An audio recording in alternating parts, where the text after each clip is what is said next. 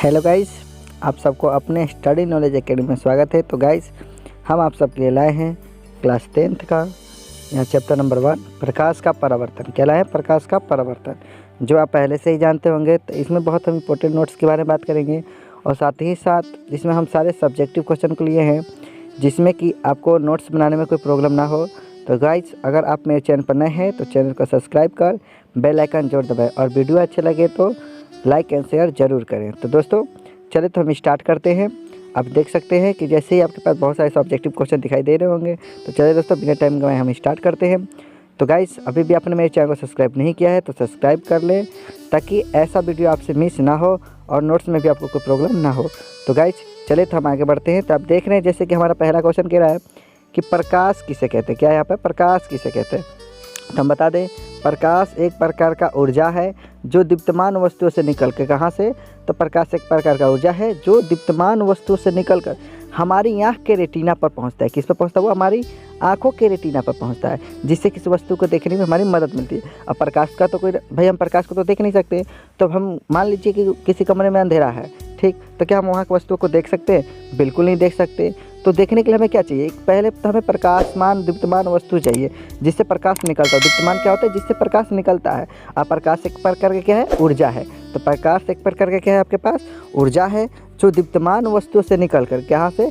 जो दीप्तमान वस्तुओं से निकलकर हमारी आँख के रेटिना पहुँचता है। कहाँ पर पहुँचता है? आँख के रेटिना पहुँचता है। इसका भी चैप्टर अलग से पढ़ना आपको क्लास 3 में, चैप्टर 3 में। तो चले दोस्तों, तो यहाँ क्या कह रहा है? प्रकाश किसे कहते हैं?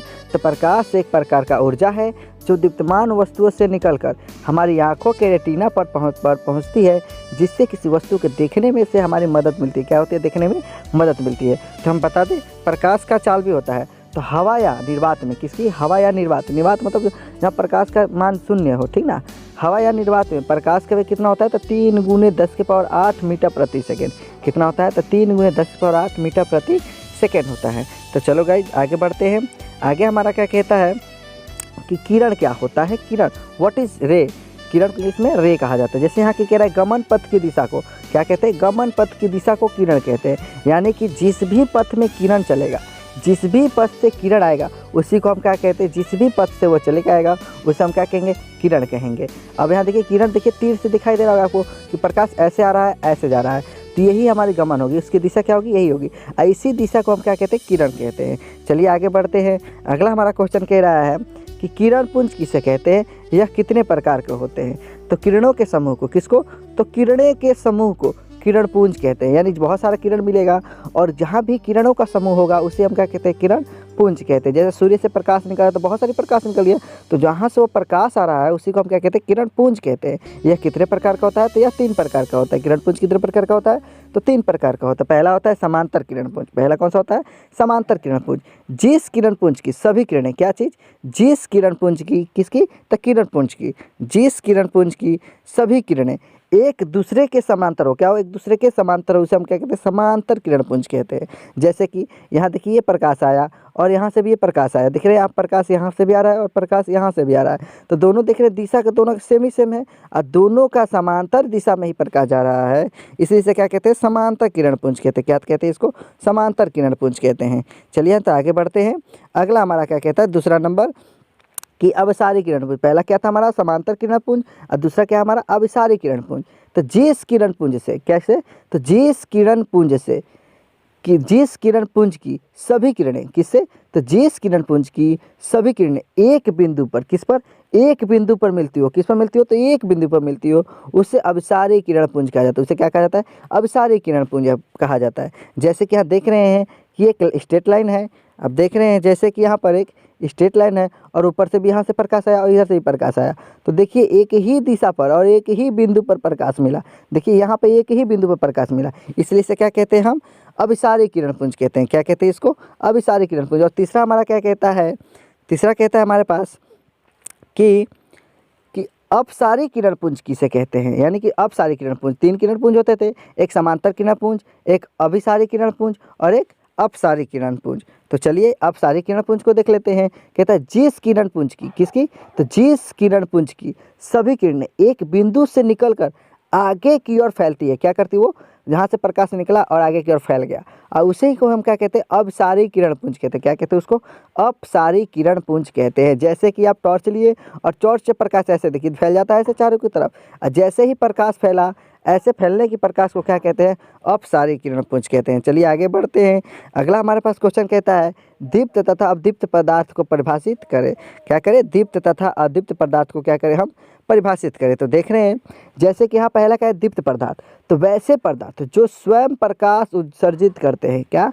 तो वैसे पदार्थ जो स्वयं क्या करते हैं? वो स्वयं प्रकाश उत्सर्जित मतलब दे सकते हैं, उसे दीप्त दीप्त पदार्थ कहते हैं। जैसे सूर्य, जैसे यहाँ देख रहे हैं सूर्य, सॉरी जैसे देख रहे हैं यहाँ सूर्य, ये सब क्या है? प्रकाश उत्सर्जित करते हैं। सूर्य हो गया, तारा हो गया। अब आगे बढ़ते हैं। आगे क्या कहता है? आगे कहता है अदीप्त पदार्थ। क्या चीज? अदीप्त पदार्थ वैसे पदार्थ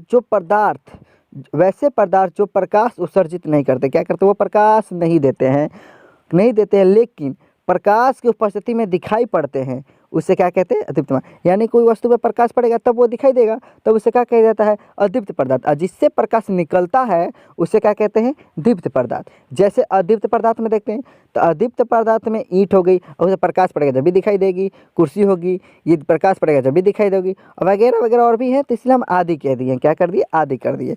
चलिए तो आगे बढ़ते हैं। आगे हमारे पास क्या कहता है कि प्रकाशीय माध्यम किसे कहते हैं?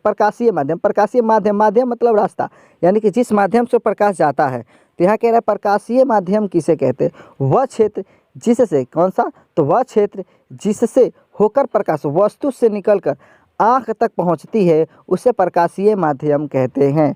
जैसे मान लो प्रकाश निकली सूर्य से या टॉर्च से, तो कोई ना कोई उसका माध्यम होगा उस प्रकाश को पहुँचाने के लिए, तो वैसे माध्यम को हम क्या कहते हैं? प्रकाशीय माध्यम कहते हैं। जैसे कांच, मान लीजिए प्रकाश कांच में जाएगा, या हवा या पानी, ये सब क्या है? प्रकाशीय माध्यम है। इसमें प्रकाश जाएगा और तब यहाँ हमारे पास पहुँचेगा, हमारी आँखों के रेटिना के पास पहुँचेगा। चलिए अगला क्वेश्चन क्या कहता है हमारे पास? अगला क्वेश्चन है हमारे पास कि पारदर्शी पदार्थ किसे कहते हैं? कैसा पदार्थ? पारदर्शी। तो वैसे पदार्थ, कैसा पदार्थ? तो वैसे पदार्थ जिससे प्रकाश आसानी से पार कर जाता है। क्या होता है? आसानी से प्रकाश पार हो जाए, वैसे हम क्या कहते हैं? पारदर्शी पदार्थ कहते हैं। जिससे मान लीजिए कि अब कोई कांच है, कांच जैसे यहाँ देख रहे हैं, कांच, हवा, पानी, इसमें क्या होता है? प्रकाश आसानी से पार होता है, इसीलिए उसको कठिनाई करने की जरूरत नहीं पड़ती है। ये होता है वैसे। तो पारदर्शी माध्यम क्या होता है? पारदर्शी पदार्थ क्या होता है? तो वैसे पदार्थ जिसे प्रकाश आसानी से पार कर जाता है उसे पारदर्शी पदार्थ कहते हैं, जैसे कांच, हवा, पानी इत्यादि। आगे बढ़ते हैं। अगला क्वेश्चन हमारा क्या कहता है कि अपारदर्शी पदार्थ किसे कहते हैं? कैसी? अपारदर्शी पदार्थ किसे कहते हैं? तो जिस पदार्थ से होकर प्रकाश बाहर नहीं निकल पाता है। क्या होता है? जिस पदार्थ से होकर प्रकाश बाहर नहीं निकल पाता है उसे हम क्या कहते हैं? पारदर्शी पदार्थ कहते हैं। उसे क्या कहते हैं हम? पारदर्शी पदार्थ कहते हैं। जैसे ईंट से प्रकाश बाहर नहीं निकल सकता है, पत्थर हो गया, दीवार हो गया, वगैरह वगैरह और भी बहुत सारी हैं जिससे प्रकाश बाहर निकल नहीं पाता है। तो चलिए हम आगे बढ़ते हैं। आपको आशा है कि समझ में आ रहा है। दोस्तों अगर आपको वीडियो अच्छी लगे तो वीडियो को सब्सक्राइब कर बेल आइकन जरूर दबाएं। तो चलिए दोस्तों आगे बढ़ते हैं। आगे हमारे पास करता है कि पारदर्शी किसे कहते हैं? तो वे पदार्थ जो उन पर पड़ने वाले प्रकाश को एक छोटे से भाग को ही अपने से होकर जाने दे उसे पारदर्शी यानी कि पारभासी कहते हैं। जैसे पारभासी पदार्थ किसे कहते हैं? तो वैसे पदार्थ जो उन पर पड़ने वाले प्रकाश के एक छोटे से भाग को ही अपने से होकर जाने देते हैं उसे पारभासी पदार्थ कहते हैं। जैसे घिसा हुआ कांच, तेल लगा कागज और भी धुआं, कुहासा आदि, ये सब क्या है? पारभासी है। पारभासी यानी कि थोड़ा थोड़ा प्रकाश जाए। जैसे कि आप सोच सकते हैं कि बादल रहता आसमान में और थोड़ी थोड़ी धरती पे बादल धूप आती है, या हम यूँ कहें तो जैसे आपने कागज़ को देखा उसमें तेल लग जाता है तो हम जैसे ही देखते हैं तो थोड़ा थोड़ा यानी कि दिखाई पड़ता है, तो उसे हम क्या कहते हैं? पारभासी कहते हैं। चलिए आगे बढ़ते हैं। अगला क्वेश्चन हमारे पास है कि छाया क्या है? व्हाट इज़ छाया? यहाँ छाया यानी प्रतिबिंब। यहाँ कहता है कि जब प्रकाश की किरणें किसी सामग्री माध्यम से चलकर अन्य वस्तु की सतह पर पड़ती है तो वे जब प्रकाश की किरणें किसी सामग्री माध्यम से चलकर अन्य वस्तु की सतह पर पड़ती है तो वे किरणें या तो वस्तु द्वारा अवशोषित कर लेती है। क्या करेगा? या तो वस्तु अवशोषित कर लेगा, या उसे बाहर की ओर या उस वस्तु से पार कर जाती है। या उसके सतह से टकराकर लौट जाती है। क्या क्या होता है? तो छाया क्या होता है? जब प्रकाश की किरणें किसी सामग्री माध्यम पे पड़ती है तो क्या करता है, या तो उनकी सतह पर जैसे ही पड़ेगा तो या तो वो अवशोषित करेगा, या तो किरण को अवशोषित कर लेगा, या उसे क्या करेगा, पार कर जाएगा, या क्या करेगा, उससे टकरा कर वापस लौट जाएगा। और जैसे ही लौटेगा तो क्या बनेगा? छाया बनेगा, यानी प्रतिबिंब बनेगा। जैसे आगे बढ़ते हैं, अगला हमारे पास क्वेश्चन क्या कहता है कि प्रकाश का परावर्तन किसे कहते हैं? इसके नियम को लिखे। बहुत भी भैया ये एग्जाम में बहुत बार पूछा भाई, ये बहुत इंपॉर्टेंट है, इतना इंपॉर्टेंट क्वेश्चन है, इसे आप मिस ना करें, इसे बहुत ध्यान से समझें और कोशिश करें आपको समझ में आए। और नहीं समझ में आए तो फिर भी आप बताएं कि आपको क्या समझ में नहीं आता है। तो यहाँ कहता है कि प्रकाश का परावर्तन किसे कहते हैं, इसके नियम को भी लिखे। तो कह रहा है कि उत्तर, जब प्रकाश की किरणें जब प्रकाश की किरणें चिकनी और चमकीली सतह से टकराकर, किससे? तो चिकनी और चमकीली सतह से टकराकर प्रकाश की उसी माध्यम में लौटने की प्रक्रिया को क्या कहते हैं? प्रकाश का परावर्तन कहते हैं। फिर से एक बार रिपीट कर दे, बहुत इंपॉर्टेंट है गाइज, बहुत इंपॉर्टेंट है। कह रहा है जब प्रकाश की किरणें चिकनी और चमकीली सतह से टकराकर प्रकाश की उसी माध्यम में लौटने की प्रक्रिया को क्या कहते हैं? प्रकाश का परावर्तन कहते हैं। तो प्रकाश के परावर्तन के कितने नियम हैं? तो प्रकाश के परावर्तन के 2 नियम होते हैं। कितने नियम होते हैं? तो प्रकाश के परावर्तन के 2 नियम होते हैं। पहला नियम क्या कहता है हमारे पास? पहला नियम कहता है कि आपतित किरण, परावर्तित किरण तथा आपतन बिंदु पर डाला गया विलंब तीनों एक ही तल में होते हैं। अब आपको दिमाग में याद, आपतित किरण क्या है? यानी कि जो प्रकाश आ रही है वो आने की प्रकाश को क्या कहते हैं? आपतित किरण कहते हैं। और आने के बाद वो या तो दर्पण पर टकराएगा और दर्पण पर परावर्तित होगा तो वो लौटने की क्या कहते हैं? उसको परावर्तित किरण। जो किरण लौटती है उसे क्या कहते हैं? परावर्तित किरण। तथा आपतन बिंदु, यानी जिस पर वो मिल गया उस आपतन बिंदु पर डाला गया विलंब, यानी बीच में हमने विलंब डाला है। देखिए आप देख रहे हैं चित्र में, आप चित्र को समझ पा रहे हैं कि देखिए प्रकाश आया और ये दर्पण पर टकराया और टकराने के बाद इसमें लौट गया, तो आने को कहते हैं आपतित किरण और जाने को कहते हैं परावर्तित किरण। देखिए बीच में जैसे ये विलंब डाला हुआ है, देख रहे हैं विलंब, तो इसे हम क्या कहते हैं? विलंब। तीनों कहाँ रहता है? तो एक ही तल में होते हैं। तीनों कहाँ होते हैं? एक ही तल में होते हैं। पहला नियम कहता है। और दूसरा नियम क्या कहता है कि आपतन कोण की जाए, किसकी? तो आपतन कोण क्या कह रहा है? आपतन कोण परावर्तन कोण के बराबर होता है। यानी कि जो कोण ये जो कोण है ना, ये कोण इस कोण के क्या होगा? ये बराबर होगा, अर्थात कोणाई बराबर कोण आर। अब चित्र भी समझ पा रहे होंगे।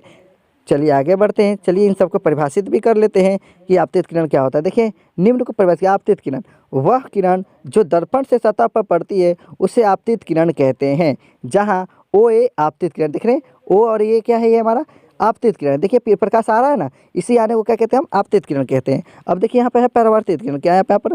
परावर्तित किरण वह किरण जो दर्पण के परावर्तन सतह पर टकरा कर वापस लौट जाती है उसे परावर्तित किरण कहते हैं। देखिए यहाँ प्रकाश आई, इस दर्पण पर टकराया और यहाँ से ये लौट गया, इसी लौटने की प्रक्रिया को क्या कहते हैं? प्रकाश का परावर्तन कहते हैं।